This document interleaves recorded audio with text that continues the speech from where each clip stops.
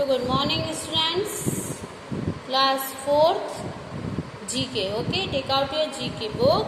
Now today we will read chapter 8. Okay, Seven Sisters. The name of the chapter is Seven Sisters.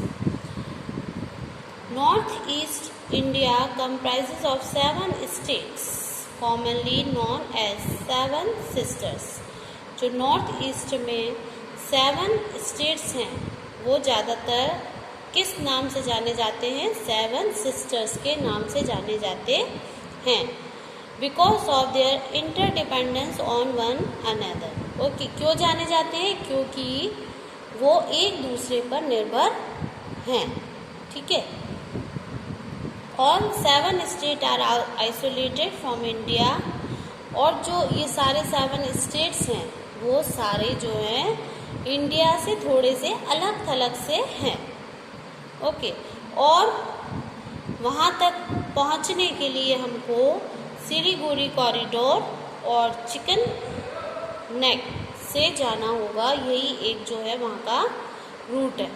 Okay, अब जो है ये exercise करवाने से पहले मैं आप लोगों को 7 सिस्टर्स में कौन कौन से स्टेट आते हैं उनके नेम से बता देती हूँ. ओके, क्योंकि इसमें नहीं दिया हुआ है clearly. So I will explain you about 7 sister. The name of the 7 sister 7 states: Mizoram, Nagaland, Tripura, Arunachal Pradesh, Assam, Meghalaya, Manipur. These are the 7 states. Okay, we call them 7 sisters. और ऐसा बोला जाता है कि जो 7 सिस्टर है इनका ब्रदर कौन है? सिक्किम. ओके, बोला नहीं जाता है, ऐसा माना जाता है. तो जो ब्रदर है इनका कौन है? Sikkim. Okay, now let's come on exercise. A, choose the correct answer.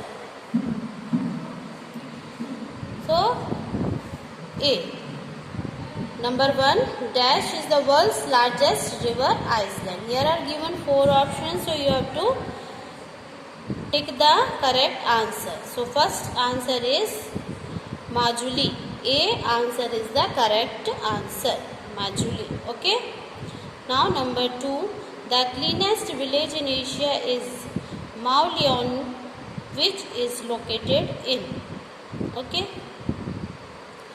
so answer is D, Meghalaya. Okay, now 3, which is the largest tea growing region in India? Largest tea growing, सबसे ज़्यादा चाय की जो पत्तियाँ होती हैं उनको ग्रो करने के लिए कौन सा स्टेट है हमारे यहाँ? आसाम. D number, Assam. सबसे ज़्यादा चाय पत्ती का जो उत्पादन होता है वो आसाम में होता है. 4th, that state is the land of rising sun in India. Okay, तो what is the correct answer? D, Arunachal Pradesh. 5, the first oil refinery and first oil well of the country is found in dash state. Okay, oil refinery और जो oil है वहाँ पे जो उसका well यानी कुआं है जो कंट्री में वो कौन से स्टेट में है? आसाम में. Okay, so correct answer is Assam. Now fill in the blanks. First, dash is Meghalaya, as known as the Scotland of the East. So answer is Shillong. Okay, first answer is Shillong. The Hornbill Festival held in dash Nagaland in India is most well-known music and dance festival. So answer is Kohima. Okay, Kohima. Now number 3, Kibul Lamancho National Park in dash is floating on the surface of Loktak Lake and is also the only home to the near extinct roe and deer. Okay, so the answer is Manipur. 4th, the dash is India's largest and oldest paramilitary force. कहाँ है? Assam rifles. Okay, Now 5 dash is Meghalaya is the wettest place on the earth. So answer is Mao Sianram. Okay, so this is the answer of 5.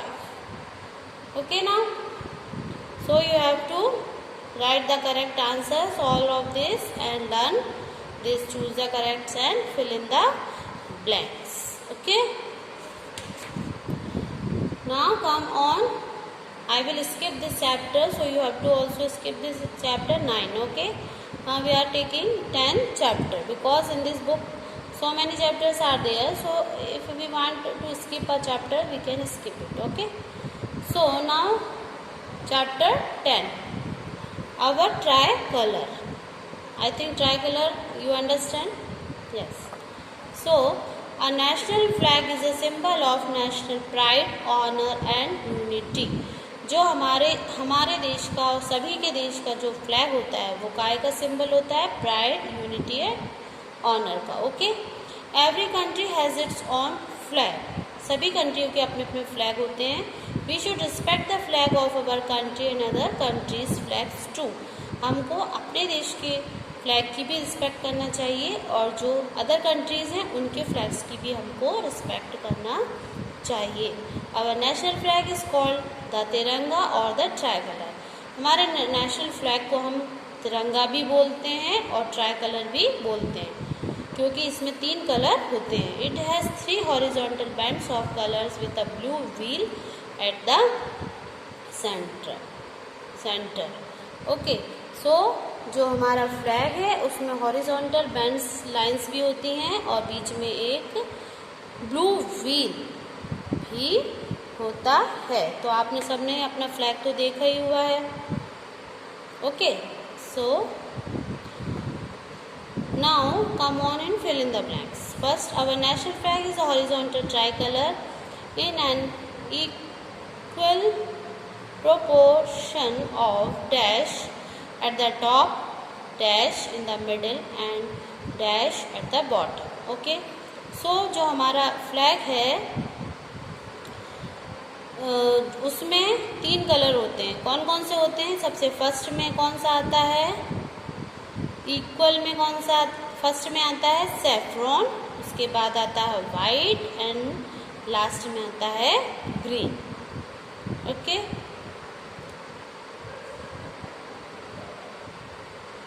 सो ये आपका flag बना हुआ है. यहाँ पे भी आप देख के इसको कंप्लीट कर सकते हैं कि फर्स्ट सैफ्रॉन कलर है, देन सेकंड वाइट है, then last green. Okay, now number 2, in the middle of the white band there is a blue colour we that indicates. जो हमारा ये फ्लैग है इसमें जो है ये ब्लू जो है सर्कल दिया हुआ है, ये किस चीज़ के लिए इंडिकेट होता है? किस चीज़ का प्रतीक होता है? ये होता है धर्म चक्र. ओके, सो धर्म चक्र का ये प्रतीक होता है. Number 3, the design of our national flag was adopted by the constituent assembly of India on dash. Okay, so इसका आंसर आएगा 22 जुलाई 1947. ओके, मतलब जो हमारे नेशनल फ्लैग का जो डिज़ाइन है उसको हमने कब अडॉप्ट किया था? अपनी कॉन्स्टिट्यूट असेंबली में, अपने देश में कौन सी डेट को और कौन सा मंथ और कौन सा ईयर. तो ये यहाँ पे हमको लिखना है 22 जुलाई 1947. Now for the prime minister of India unfurls the national flag on every dash at the Red Fort. कौन से दिन प्राइम मिनिस्टर जो हैं हमारे फ्लैग को, नेशनल फ्लैग को फहराते हैं रेड फोर्ट पर? ये तो सभी को मालूम है, independence day. Yes, this is the correct answer. Now B, write true और true for the correct statement and false for the incorrect one.